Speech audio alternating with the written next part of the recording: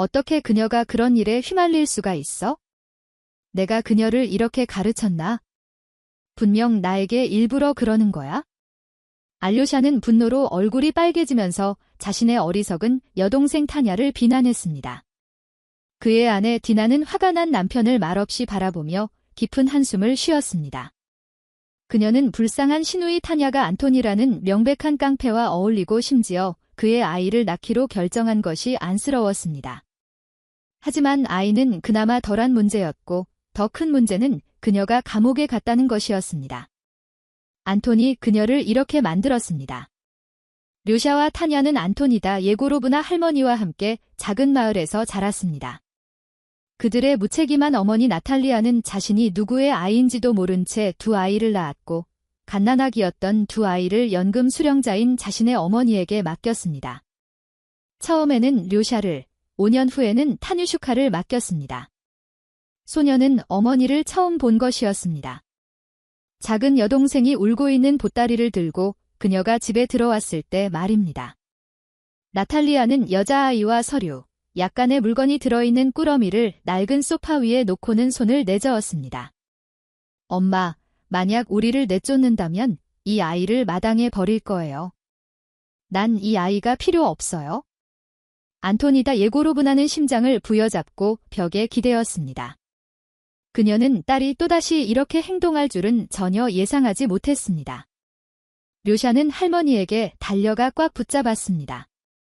그는 이 낯선 아주머니에게 겁을 먹었습니다. 어휴, 여기서 불쌍한 척할 필요 없어요. 나탈리아는 얼굴을 찌푸렸습니다. 원한다면 고아원에 맡기세요. 국가가 키우게 하세요. 나를 찾을 생각은 마세요. 나에겐 내 인생이 있어요. 나탈리아는 사랑과 행복을 찾아 떠났습니다. 그녀가 행복을 찾았는지 아니면 파멸을 찾았는지는 알 수 없습니다. 그러나 안토니다 예고로브나가 그녀를 실종 신고한 지 5년 후 그녀는 실종 처리되었고 아이들에게는 부양자 상실에 따른 연금이 지급되었습니다. 할머니는 손자를 엄격하게 키웠습니다. 그녀의 성격 또한 꽤 까다로웠습니다. 물론 그녀는 류샤와 타냐를 사랑했습니다. 그렇지 않았다면 그들을 키울 힘을 얻지 못했을 것입니다. 그러나 그들에게 애정을 표현하지는 않았습니다. 아주 작은 잘못에도 벌을 주었고 나쁜 사람으로 자랄까 봐 두려워했습니다. 그녀는 이웃들과 지인들의 비난을 너무나도 두려워했고 딸 때문에 이미 충분히 비난을 받았습니다. 류샤는 할머니를 닮아 자랐습니다. 그는 어릴 때부터 집안의 모든 힘든 일을 도맡아 했습니다. 여동생을 돌보고 학교에서 그녀를 보호했지만 자신만의 방식으로 엄격하게 교육했습니다. 어디에도 못 가게 하고 자신과 이제 늙은 할머니를 돕도록 강요했습니다. 하지만 타냐는 시골뜨기가 되고 싶지 않았습니다. 그녀는 아름다웠고 엄마처럼 도시의 즐거운 삶을 꿈꿨습니다. 타냐가 18살이 되자마자 그녀는 오빠에게 자신이 이미 성인이며 사랑하는 남자와 살기 위해 떠날 것이라고 선언했습니다. 그 사랑하는 남자는 그녀보다 15살이 많았고 게다가 이미 강도죄로 8년형을 살다 온 사람이었습니다. 류샤가 아무리 여동생을 설득하려 해도 그녀는 결국 그 안톤과 함께 지역 중심가로 이사했습니다. 그에게는 그곳에 자신의 아파트가 있었고 그녀는 오빠와의 관계와 그의 잔소리를 완전히 끊었습니다. 타냐도 안톤도 일하지 않았지만 돈은 있었기 때문에 그녀가 원했던 대로 즐겁고 가벼운 삶을 살 수 있었습니다. 디나는 타냐를 잘 알지 못했습니다. 그녀는 타냐가 떠나기 직전에 류샤를 만났습니다. 할머니도 이미 1년 전에 돌아가셨습니다. 류샤는 줄곧 그녀가 이런 수치를 견디지 못했을 거라고 말했습니다. 디나는 이웃 마을에 살았고 결혼 후 류샤는 할머니 집을 친구 부부에게 살게 하고 그녀에게 이사했습니다. 류샤는 좋은 가장이었고 부지런했으며 술을 마시지 않았습니다. 하지만 그는 할머니처럼 다정하지는 않았습니다. 기분이 나쁠 때면 화를 내고 물건을 부수거나 심지어 디나의 얼굴을 때리기도 했습니다. 그는 그러고 나서 자신을 죄책감 느끼지 않았고 그녀가 자신에게 삐치고 우는 것에 진심으로 놀랐습니다. 그는 단지 자신의 쓸모없는 아내를 교육하는 것뿐이라고 생각했고 그녀는 오히려 그에게 감사해야 한다고 생각했습니다. 디나는 몇 번이나 류샤와 이혼하려고 했지만 그때마다 텃밭에서 일하고 가축에게 먹일 풀을 베고 취한 남편을 끌고 다니는 친구들을 보면서 류샤가 그렇게 나쁘지만은 않다고 결심했습니다. 그는 모든 힘든 일을 혼자 했고 친구들과 어울려 다니지도 않았고 보드카를 마시지도 않았습니다. 물론 그들의 집이 사랑과 행복으로 빛나지는 않았지만 훨씬 더 나쁘게 사는 사람들도 많았습니다. 하지만 디나의 마음속에는 여전히 슬픔이 있었고 류샤는 종종 이 문제로 그녀를 비난했습니다. 디나가 아이를 낳을 수 없다는 것이었습니다. 사실 결혼 직후 한 번 임신했었습니다. 2주 후 모든 것이 유산되었고 3년 동안 다시는 아무 일도 일어나지 않았습니다. 디나는 이 일로 매우 괴로워했습니다. 특히 아이가 남편의 성격을 누그러뜨리고 그를 더 다정하게 만들 것이라고 확신했기 때문입니다. 하지만 분명 그녀는 신의 노여움을 샀고 그래서 벌을 받는 것이었습니다. 류샤가 아내에게 타냐가 경찰에 잡혔고 심지어 임신까지 했다는 소식을 전했을 때 디나는 경악했습니다. 그녀는 시누이보다 태어나지 않은 아기를 더 걱정했습니다. 아기가 그곳에서 어떻게 살고 자랄까요? 그녀는 아기 옷을 좀 사서 타냐에게 전해주고 싶었지만 류샤가 금지했습니다. 아이에게 아버지가 있으니 그가 책임져야 한다고 했습니다. 3개월이 지났고 디나는 시누이를 거의 잊고 있었습니다. 그러나 어느 날 류샤가 매우 깊은 생각에 잠긴 채 집에 돌아왔습니다. 그는 저녁 식사도 거부했고 저녁 내내 마당에 앉아 무언가 골똘히 생각했습니다. 그리고 다음 날 아침, 디나가 아침 식사를 차리고 있을 때 그는 창가에 서서 마당을 바라보며 불쑥 말했습니다. 타냐에게 5년형이 선고됐어. 그는 잠시 멈췄다가 덧붙였습니다. 그리고 일주일 전에 여자아이를 낳았는데 아이 포기 각서를 썼대. 애 아빠는 그녀를 버렸고 그래서 그녀가 그렇게 결정했대. 어제 감옥병원에서 나에게 전화가 왔어. 가까운 친척이니 아이를 데려가라고 제안하더군요. 이때 디나는 잔뜩 긴장했고 숨 쉬는 것조차 멈췄습니다. 류샤는 잠시 망설이다가 계속 말했습니다. 그래서 내가 생각했지? 어쨌든 핏줄인데. 당신은 나에게 아이를 낳아주지 못했으니 내가 그 아이를 데려와야겠어. 뭐, 엄마를 닮지 않도록 어릴 때부터 엄격하게 키울 거야. 그러니 준비해. 서류 정리하러 가자. 디나는 즉시 벌떡 일어나 옷을 입기 시작했습니다. 그녀는 남편이 자신과 상의조차 하지 않았다는 것에 대해 생각하지 않았습니다. 오히려 그러한 결정에 대해 그에게 매우 감사했습니다. 디나는 오랫동안 입양을 생각해왔지만 남편에게는 이 말을 꺼낼 엄두를 내지 못했습니다. 그녀는 그가 남의 아이를 싫어한다는 것을 알고 있었습니다. 서류 절차는 놀랍게도 순조롭게 진행되었습니다.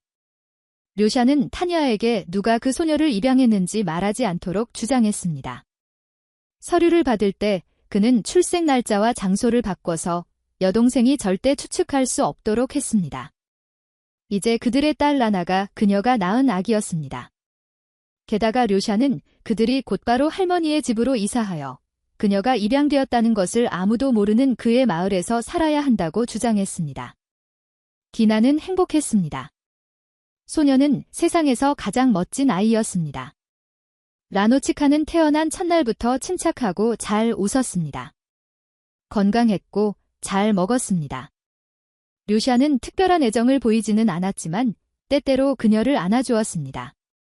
하지만 그때마다 자세히 들여다보며 소녀가 여전히 깡패 아버지와 닮았다고 투덜거렸습니다. 디나는 모성의 행복을 누렸습니다. 그녀는 남편이 자신에게 다정해지지 않는 것에 대해 더 이상 걱정하지 않았고 사실상 그를 잊었습니다. 그녀는 즐거운 걱정과 입양한 딸에 대한 사랑만으로 충분했습니다. 그녀는 남편이 자신을 속이기 시작했다는 것을 미처 알아차리지 못했습니다.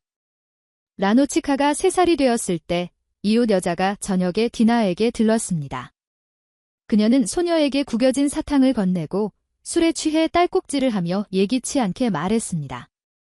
디나, 너 알고 있어? 내 료샤가 펄로바라는 레나와 바람 피우고 있다는 거 그의 첫사랑 말이야. 오랫동안 그랬어. 물론 그들은 숨기지만 나는 그녀가 누구에게서 아들을 낳았는지 알고 있지. 그에게 물어봐. 그가 뭐라고 대답할지 궁금해. 이때 이웃 여자는 갑자기 창백해졌습니다. 내가 너에게 말해줬다고는 절대 말하지 마. 그는 날 죽일 거야.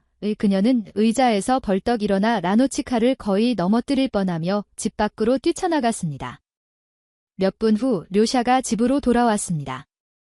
그는 신발을 벗고 소파에 길게 누웠습니다. 라노치카는 엄마에게 바짝 붙어 서 있었습니다. 그녀는 아빠에게 달려가지 않았습니다. 왜냐하면 그는 어릴 때부터 그녀를 멀리했기 때문입니다. 그동안 한 번도 다정한 말을 해준 적이 없고 소리만 지르고 모든 것을 금지했습니다. 료샤, 그거 사실이야? 창백해진 디나가 조용히 물었습니다. 그녀는 여전히 이웃 여자가 펄로바에 대해 뭔가 착각했을 수도 있다고 희망했습니다. 남편은 아내를 놀랍다는 듯 바라보더니 앉았습니다. 이런, 어떻게 알았어? 그는 신경질적으로 콧방귀를 뀌었습니다. 뭐, 어쨌든 무슨 상관이야. 이미 오래전에 해결했어야 했어. 그래, 디나. 나에게는 사랑하는 여자가 있고 아이도 있어? 게다가 아들이야? 내 친아들이지. 그러니 스캔들 없이 모든 것을 해결하자. 당신은 살 곳이 있어? 우리가 당신 집을 팔지 않았으니까. 내가 한동안 생활비를 도와줄게. 그리고 당신은 스스로 해결할 수 있을 거야. 일자리가 없을 리는 없을 테니. 그는 라나를 유심히 바라보더니 왠지 모르게 얼굴을 찌푸렸습니다. 원한다면 고아원에 맡기자. 난 이제 그녀에게 질렸어. 디나는 딸을 품에 안고 꽉 껴안았습니다. 이혼에 동의할게요. 우리는 떠날 거예요. 양육비도 청구하지 않을게요. 단지 그녀를 나와 함께 있게 해주고 아무에게도 그녀가 내 친딸이 아니라고 말하지 말아주세요. 료샤는 어깨를 으쓱하고 고개를 끄덕였습니다. 이러한 전개가 그를 완전히 만족시키는 듯 보였습니다. 디나는 라노치카와 함께 다시 자신의 마을로 돌아왔습니다. 물론 그동안 집은 낡았지만 그녀는 일하는 것을 두려워하지 않았습니다. 그녀는 딸이 자신과 함께 있기만 한다면 무엇이든 할 준비가 되어 있었습니다. 점차 삶은 정상 궤도로 돌아왔습니다. 디나는 직장에 나갔고 소녀는 유치원에 다녔습니다. 그들은 심지어 더 즐겁고 평온해졌습니다. 쓸모없는 료샤 없이 사는 것이 훨씬 쉽다는 것이 밝혀졌습니다.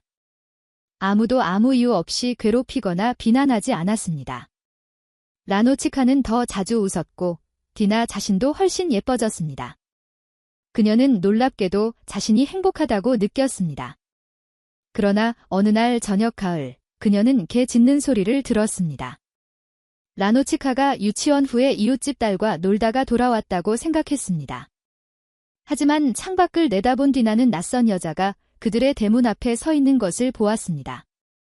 디나는 집 밖으로 나섰고 누구를 찾느냐고 물으려다가 말을 멈췄습니다. 그녀는 뜻밖의 손님에게서 타티아나를 알아보고는 공포에 질렸습니다. 타냐는 초라해 보였고 그녀의 머리에 할머니처럼 묶인 색이 바랜 스카프도 깡마름과 창백함도 그녀에게 암울한 모습을 부여하지는 않았습니다. 아니요, 가장 끔찍한 것은 그녀의 눈이었습니다. 그것들은 죽은 듯했고 타냐는 이미 자신의 삶에 작별을 고한 늙은 여자로 변한 것 같았습니다. 안녕, 디나. 나 기억해. 대문에서 손님이 쉰 목소리로 물었습니다. 초대 없이 와서 미안해. 잠깐이라도 나 좀 들여보내줄 수 있을까? 나 갈 데가 없어. 료샤가 날개처럼 내쫓았어. 자기가 오래전에 날 주민등록에서 지웠다고 하더군. 그나저나 그는 왜 어떤 여자랑 살고 있는 거야? 너희 헤어졌어. 그는 바보야. 내가 훨씬 나아. 너에게 아첨하는 게 아니야? 정말이야. 들여보내주지 않을 거야. 타티아나는 희망 없이 자신의 질문을 반복했습니다. 디나는 망설였습니다. 그녀는 타티아나가 라노치카가 자신의 딸이라는 것을 어떻게든 알아차릴까 봐 가장 두려워했습니다. 동시에 그녀는 전 시누이가 안쓰러웠습니다. 우리 집은 좁아 디나가 어깨를 으쓱했습니다. 하지만 타냐는 손을 내저었습니다. 나 바닥에서 자도 돼. 전에도 가끔 그렇게 잤어. 타냐는 가장 먼저 목욕탕으로 갔습니다. 그녀는 오랫동안 씻었습니다. 목욕탕은 이미 식었지만 타티아나는 나오지 않았습니다. 디나는 걱정되어 모든 것이 괜찮은지 확인하러 갔습니다. 들어가 보니 타티아나가 온통 눈물을 흘리며 앉아있는 것을 보았습니다. 울음 때문에 얼굴이 부었고 경련적인 흐느낌을 통해 숨을 쉬고 있었습니다. 디나는 즉시 탈의실에 걸려있던 큰 수건을 잡고 떨고 있는 여자에게 덮어주었습니다. 괜찮아, 타뉴슈. 다 잘 될 거야. 직장 잡고 결혼하고 남들처럼 정직하게 살게 될 거야. 그런데 내 남편은 어디 있어? 나에게는 남편이 없어. 안토는 결혼하고 싶어 하지 않았어. 디나, 내가 그 사람 대신 감옥에 갔어. 어느 날 나와 그 사람의 아는 사람이 어떤 사람 집에 들렀어. 안토니 볼 일이 있다고 했지? 주인이 커피를 따르는 동안 그는 화장실에 간다고 나가서는 그들의 큰돈과 보석을 훔쳤어. 다음 날 아침 경찰이 우리 집을 수색하러 왔어. 그가 모든 것을 어디에 숨겼는지 모르겠지만 우리 아파트에서는 반지 하나만 발견됐어. 안토는 나를 옆으로 데리고 가서 내가 반지를 훔쳤다고 말해달라고 애원했어. 반지가 욕실에 떨어져 있었고 자기가 주머니에 넣었다고 말하면 된다고 했지? 이제 이 일로 자기가 5년형을 살게 될 거라고 했어. 임신한 나에게는 아무 일도 없을 거고 집행유예만 받을 거라고 했어. 그러면 자기가 평생 나에게 감사할 거라고 했지? 나는 그가 얼마나 훔쳤는지 몰랐어. 그래서 동의했지? 경찰에게 내가 한 일이라고 말하고 그들이 준 모든 것에 서명했어. 나중에 모든 것을 이해했을 때 자백을 철회하고 싶었지만 안토는 내게 그런 편지를 썼어. 이전에는 한 번도 없었던 방식으로 사랑을 맹세했어. 매일 온갖 맛있는 것을 가져왔지? 나는 끝까지 침묵했어. 나를 용서해주고 감옥에 보내지 않을 거라고 희망했지? 용서하지 않았어. 재판 직후 안토는 사라졌어. 나는 편지를 썼지만 답이 없었어. 그에게 전화하려고 했지만 그는 번호를 바꿨어. 그는 내가 일회용 바보이고 자신에게도 아이에게도 내가 필요 없다는 짧은 쪽지만 보냈어. 나는 히스테리가 시작됐고 곧바로 진통이 왔어.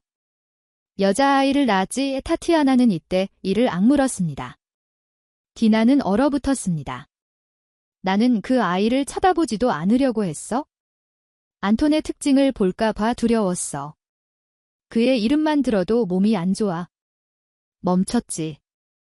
게다가 내가 그 아이로 뭘 할 수 있겠어? 세상에 나를 기다리는 사람은 아무도 없었어. 오빠와는 다퉜고 할머니는 이미 돌아가셨고 나는 일할 줄 몰라. 게다가 감옥에 다녀온 사람을 누가 받아주겠어? 그래서 그 아이도 포기했어. 처음에는 아이를 생각하지 않았어. 안톤 때문에 감옥에 갔다는 것을 증명하려고 사방에 탄원서를 보냈어. 아무도 믿어주지 않았지? 그들이 왜 사건을 다시 열겠어? 그러다가 딸이 꿈에 나타나기 시작했어. 밤에 나는 내 비명소리에 깨어났지.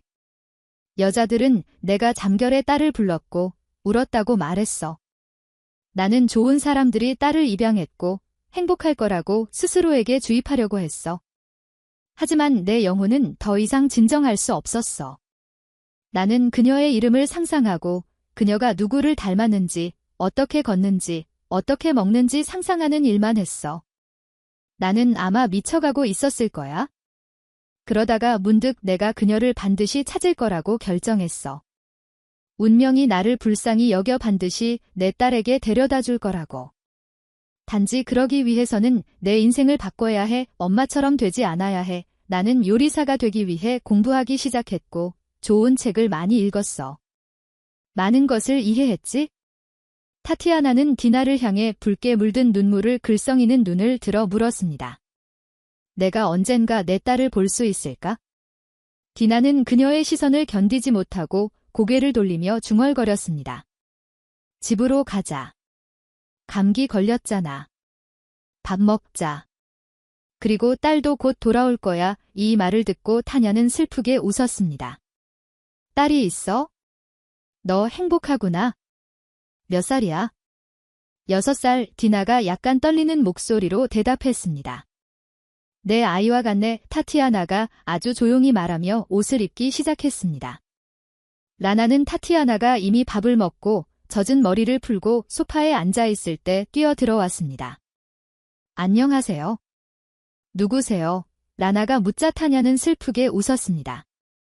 나는 타냐 이모야. 안녕. 그녀가 소녀에게 손을 내밀자 소녀는 두려움 없이 그녀에게 달려갔습니다. 이모는 우리 할머니를 닮았어요. 엄마랑 아빠가 할머니에 대해 이야기해줬어요? 응. 우리가 아빠가 우리를 내쫓기 전에는 할머니 집에서 살았어. 디나는 딸에게 쉿소리를 냈고 딸은 엄마를 돌아보며 손을 내저었습니다. 뭐, 내쫓았잖아요. 이제 그 아줌마랑 그 바보 아들이랑 살고 있어요. 하지만 저는 괜찮아요. 그가 쫓아냈어요. 사실 우리 둘이 그 사람 없이 사는 게 더 좋아요. 그렇죠, 엄마? 너 정말 예쁘다. 타냐가 라나를 무릎에 앉히고 디나에게 말했습니다. 내가 상상했던 내 딸과 똑같아. 있잖아, 그녀는 어릴 때 나를 닮았어. 사진을 보면 알 수 있어?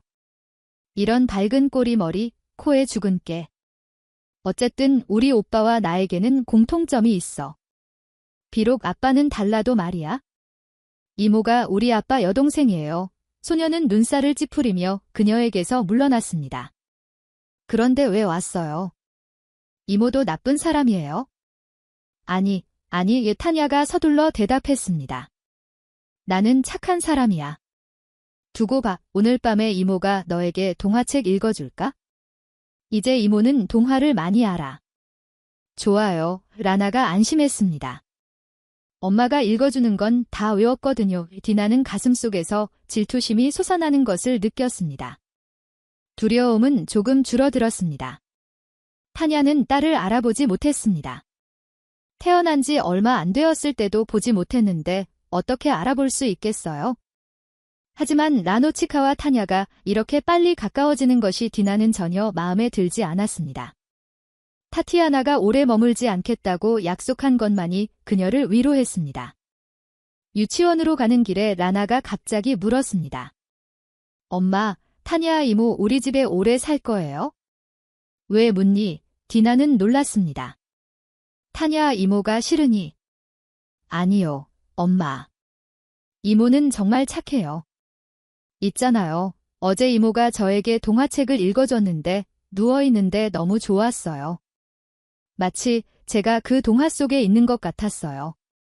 그리고 이모가 저를 만지면 뭐라고 말해야 할지 모르겠지만 마치 마법 같은 일이 일어나는 것 같아요. 이모는 착한 요정일까요? 이모가 우리와 좀 더 살게 해주세요. 네, 부탁이에요. 라노치카는 귀여운 표정을 지었지만 디나는 웃지 않았습니다. 딸의 말에 그녀의 마음속에 서리 같은 것이 지나갔습니다. 저녁에 그녀는 유치원 후에 딸을 다시 이웃집에 놀러가게 하고 타냐와 이야기하기로 결정했습니다. 그녀는 타냐가 그들 곁을 빨리 떠나기를 원했습니다. 디나가 집에 들어섰을 때 타냐가 돌같은 표정으로 어린 라노치카의 사진이 담긴 작은 앨범을 보고 있는 것을 보았습니다. 내가 이 모든 것을 어떻게 포기할 수 있었을까? 그녀는 디나에게 쓰라린 어조로 물었습니다. 왜 그랬을까? 나도 내 딸 사진이 담긴 이런 앨범을 가질 수 있었는데 내가 그녀에게 젖을 먹이고 잠든 그녀를 흔들고 그녀가 첫걸음을 떼는 것을 가르칠 수 있었는데 타냐는 신음했습니다. 나는 그녀를 절대 찾지 못할 거야. 왜냐하면 나는 나쁜 엄마니까. 그리고 내가 찾더라도 그녀는 나를 절대 용서하지 않을 거야. 혹시 그녀가 아프거나 맞고 있지는 않을까? 타냐는 갑자기 창백해졌습니다. 아니, 그녀는 죽었어. 그래서 나에게 꿈에 나타나는 거야? 오, 신이시여, 저도 빨리 죽게 해주세요. 그러면 그곳에서 그녀를 만날 수 있을 거예요. 타냐는 얼굴을 두 손으로 가렸고, 디나는 너무 안쓰러워서 불지 마, 내 딸은 여기 있어. 살아있고 건강해, 라고 말할 뻔했습니다. 디나는 간신히 말을 삼켰습니다. 그녀는 타냐를 불쌍히 여겼지만 라노치카를 그녀에게 줄 수는 없었습니다. 디나는 그때 타티아나에게 그들을 떠나라고 말하지 않았습니다. 곧 타냐는 식당에 수습기관으로 취직했습니다. 사람들 앞에서 그녀는 조금 누그러졌고 웃기 시작했습니다. 퇴근 후 타냐는 항상 라나와 함께 시간을 보냈습니다. 그녀에게 읽는 법을 가르치고 그림을 그리고 점토로 만들었습니다. 소녀는 타티아나를 매우 좋아했고 심지어 몇 번은 실수로 그녀를 엄마라고 불렀습니다. 이 말에 두 여자 모두 움츠러들었습니다. 디나는 두려움과 질투심 때문이었고 타냐는 고통 때문이었습니다. 결국 디나는 참지 못하고 타티아나를 위해 거처를 찾아주기로 결정했습니다. 곧 그녀는 한 할머니와 타냐가 집의 절반을 함께 쓰는 것에 합의했습니다. 디나는 기분 좋은 상태로 딸을 유치원에서 데리고 나왔고 그들이 예전처럼 둘이서 평화롭고 행복하게 살게 될 것이라고 상상했습니다. 그러나 그들이 집에 다가갔을 때 이웃 여자가 그들에게 달려왔습니다. 디노치카, 큰일 났어. 내 타냐가 오늘 사고를 당했어. 창고지기 사슈카와 그의 차를 타고 일 때문에 도시로 갔는데 거기서 무슨 일이 있었대. 타이어가 터졌거나 누가 끼어들었거나. 어쨌든 그들이 들판으로 날아갔어. 사슈카는 아무렇지도 않은데 타냐는 지역 병원 중환자실에 있어. 머리를 다쳤대. 디나는 창백해졌습니다. 안 돼. 타냐가 죽으면 안 돼. 그녀는 이제 막 다시 살기 시작했는데. 엄마, 우리 타냐 이모에게 가요. 라나가 눈물을 흘리며 말했습니다. 저는 이모를 보고 싶어요. 이모에게 죽지 말라고 말할 거예요. 이모는 내 말을 들을 거예요. 이모는 엄마만큼 저를 사랑하고 저도 이모를 사랑해요. 빨리 가요. 늦을지도 몰라요. 디나는 라나를 꽉 안고 고개를 끄덕였습니다. 그녀는 택시를 불렀고 1시간 후 그녀와 라나는 중환자실 문 앞에 서 있었습니다. 나이든 의사가 그들에게 다가와 퉁명스럽게 물었습니다. 당신들이 타냐와 무슨 관계입니까? 면회객이 있습니까? 라나가 먼저 대답했습니다. 우리는 가장 가까운 가족이에요. 우리는 이모를 꼭 봐야 해요. 이모에게 죽으면 안 된다고 말해야 해요. 그녀의 딸입니까? 의사가 디나에게 퉁명스럽게 물었습니다. 그녀는 몸을 움츠리고 간신히 고개를 끄덕였습니다. 그럼 들어오세요. 하지만 오래 머물지 마세요. 디나와 소녀가 타티아나에게 다가갔을 때 그녀는 너무 창백해서 알아보지 못할 정도였습니다. 그녀의 몸에는 수많은 튜브가 연결되어 있었고 옆에서는 장비들이 삐걱거리고 윙윙거렸습니다.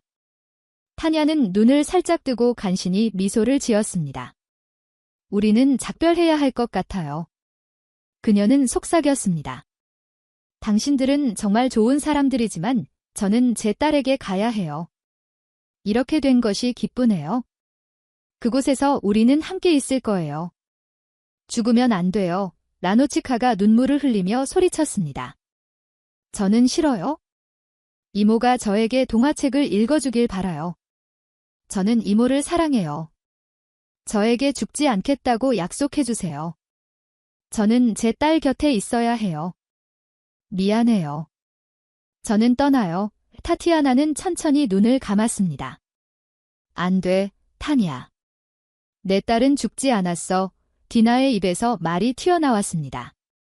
그녀는 살아있고 너는 그녀를 잘 알고 있어. 이때 타냐는 몇 번 가슴을 내쉬었고 크게 숨을 들이쉬었습니다. 기계가 끔찍하게 삐걱거렸고 어디선가 의사가 달려와 디나와 라나를 복도로 내보냈습니다. 그들은 타냐에게 더 이상 들어갈 수 없었습니다. 이틀 후 타냐가 살 것이 분명해졌습니다. 몇 년이 지났습니다. 화려하게 차려입은 라노치카는 넓은 홀에서 다른 손님들 사이에 서서 작은 꽃다발을 들고 엄마 타냐와 세료자 아저씨를 기쁘게 웃으며 바라보고 있었습니다. 그들은 먼저 엄숙하고 아름다운 드레스를 입은 숙모들의 말을 들었고 그런 다음 서로 반지를 끼워주고 키스했습니다. 라나는 엄마 디나의 소매를 잡아당겼고 그녀가 몸을 굽히자 속삭였습니다. 이제 이모가 혼자가 아니라서 좋아요. 하지만 우리에게는 아무도 필요 없어요. 우리 둘이서도 좋아요. 그렇죠, 엄마? 그녀는 고개를 들었고 디나가 미소 짓고 그녀를 꽉 안아주는 것을 보았습니다. 엄마는 너를 아주 많이 사랑해. 라나는 엄마 타냐에게 축하를 전하기 위해 달려갔고 디나는 전 시누이가 결국 변할 수 있었고 매우 좋고 밝은 사람이 되었다고 생각했습니다. 단지 그러기 위해서는 그녀의 딸을 잃고 다시 찾아야 했습니다. 디나는 자신의 비밀을 밝히면 라나를 잃을까 봐 매우 두려워했지만 헛수고였습니다. 타냐는 모든 것을 이해했고 그래서 완전히 가까이에 머물렀지만 여전히 약간 떨어져 있었습니다. 라나가 자신을 둘러싼 사람들에게서 벗어나 풍성한 드레스에 치마를 흔들며 달려나가는 것을 보고 디나는 즐겁게 웃었습니다. 그리고는 갑자기 밝은 파란 눈을 가진 멋진 낯선 남자가 자신을 황홀하게 바라보고 있는 것을 보고 움츠러들었습니다. 이것은 채널 기야기의 세계를 위해 특별히 녹음되었습니다. 들어주신 모든 분께 감사드립니다. 채널 기야기의 세계를 구독해주세요. 동영상에 좋아요를 눌러주시면 감사하겠습니다. 다음에 또 만나요.